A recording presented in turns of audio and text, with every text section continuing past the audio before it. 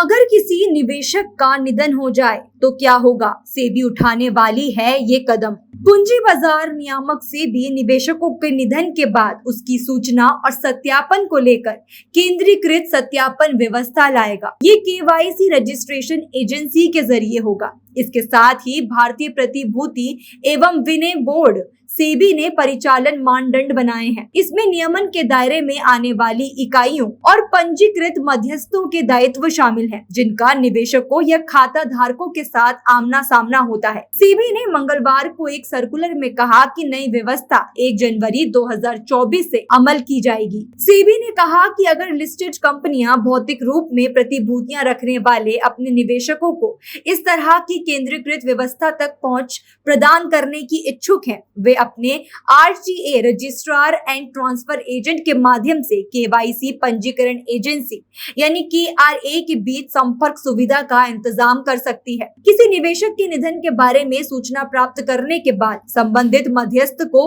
नामांकित व्यक्ति यानी नॉमिनी से पैन के साथ मृत्यु प्रमाण पत्र प्राप्त करना होगा। उसके बाद ऑनलाइन या ऑफलाइन माध्यम से मृत्यु प्रमाण पत्र के सत्यापन के बाद संबंधित मध्यस्थ को सत्यापन के उसी दिन केवाईसी पंजीकरण एजेंसी को केवाईसी संशोधन के लिए अनुरोध देना होगा। उसे मृत्यु प्रमाण पत्र सत्यापित होने के बारे में भी जानकारी देने के साथ साथ संबंधित डॉक्यूमेंट्स भी अपलोड करने होंगे। इसके अलावा मध्यस्थ को मृतक निवेशक के खाते में पैसे के निकासी से जुड़े लेन देन को ब्लॉक करना होगा। अगर मृत्यु प्रमाण पत्र प्राप्त नहीं हुआ है तो संबंधित मध्यस्थ को सूचना के अगले कार्य दिवस तक केवाईसी पंजीकरण एजेंसी व्यवस्था में केवाईसी संशोधन अनुरोध जमा करना होगा।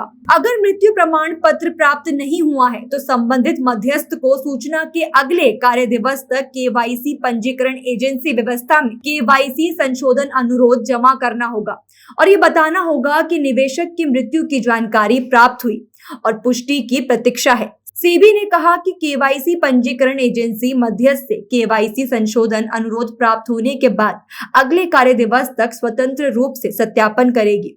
उसके बाद केवाईसी रिकॉर्ड अपडेट करेगा। उसके बारे में भी सभी मध्यस्थों को जानकारी देगा।